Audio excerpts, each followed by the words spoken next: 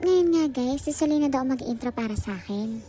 Hay, ang tagal bago makapag-upload. Naku. So nasa work nga pala ako ngayon at lunchtime. Pinag-uusapan namin ang mga PR bracelets, yung mga pampaswerte. Bawal daw pala yung hinahawak-hawakan ng iba. At nahawakan nga ni Mama yan kay Ate Zia, kaya naman. Kasi tigil niya.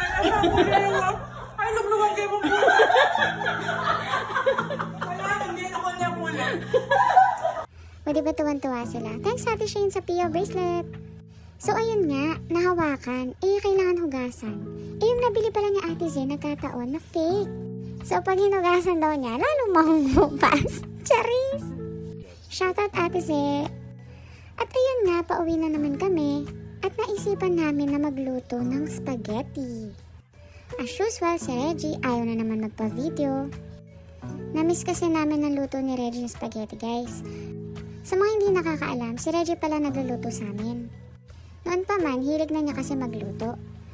So, ang first step na aming bibilin ay giniling na baka para mas masarap. Alam niyo ba guys, naiinis na nga sa akin si Reggie. Kasi wala na daw ako ibang kinontent kundi ang pagbili namin dito sa Save More. Mamasyal kaya tayo minsan para may maiba akong content, no? Galit na naman. So, meron kaming pasta. Ang kailangan na lang namin ay spaghetti sauce. At nag-video nga ako sa second layer at kumuha siya doon sa huli. O diba, nakakainis. Charis. Next up ay bibili kami ng hotdog.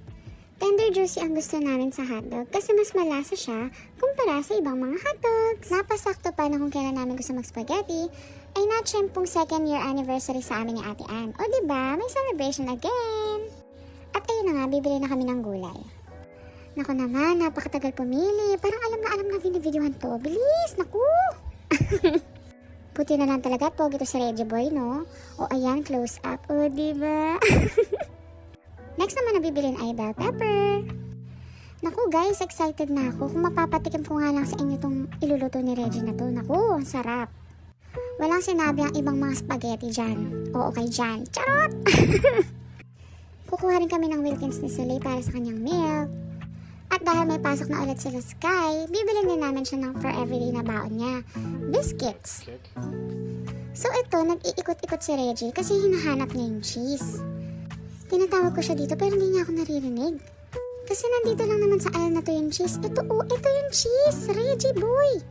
Kaya naman kumuha na ako, o diba? Tapos hinanap ko siya. O ito, hahanapin ko na siya. Ewan ko ba, ang liit-liit lang ng Save More. Hindi ko siya makita.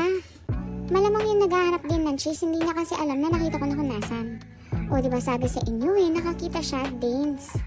Pinipilit niya na gusto niya yung dalawa na yun. Gusto ko nga ng Eden. Gusto nga daw niya yun. Gusto ko nga ng Eden. Reggie boy, sino pa masusunod sa ating dalawa? Chari. So ayun, gumive up siya. Siyempre ako pa rin ang panalo, o diba? Ako kasi yung kakain, kaya dapat ako yung masusunod kung anong cheese, diba? Pasimple lang to guys, pero naiinis na sa akin to. So balak niya bumili pala ng dalawang cheese, hindi na lang sinabi sa akin. Hinanap pa talaga namin ulit tong cheese section na to. O ayan, kukuha nga daw siya. O diba nalaglag to, buti na lang, Spider-Man.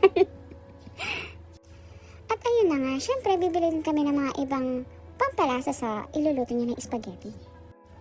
O diba, pasali naman ako sa video guys ha, kasi vlog ko to diba? At ayun nga, maraming salamat dun sa stand ng Nor doon at naipatong ko yung cellphone ko, diba? Ayan, time to pay na! Galit yarn? So ito na nga pala yung mga napili namin na bilhin. Kumuha din kami ng dalawang sardinas, favorite kasi ni Reggie guys. O ayan, patapos na kami sa pagbabayad. Kasi naman, ngayon din iluluto ni Reggie yung spaghetti, so kailangan namin makauwi agad. Sabi ko kay Reggie, mag-stop muna siya dito para ma-videoan ko siya ayaw niya. Kasi dapat natural lang, gusto ko scripted. At ayun, tapos na aming pag-grocery para sa aming spaghetti. O syempre, pwede ba naman di ko siya ipasilip sa inyo? Alam ko naman inaabang-abangan niya siya guys. Char. Ay, puti naman niya. So ayun, pauwi na kami. At habang pauwi kami, ang ganda-ganda lang nitong mga lights na nakasabit dito sa baliti. Daan kayo minsan guys dyan, nakaka-refresh. At nasa bahay na nga kami. O diba, ang galing, naghihiwa na agad na si Bess at naiiyak pa siya. Abang kayo ulit sa next vlog ko guys. Malay nyo, cooking show na ni Reg. Diba? Charis!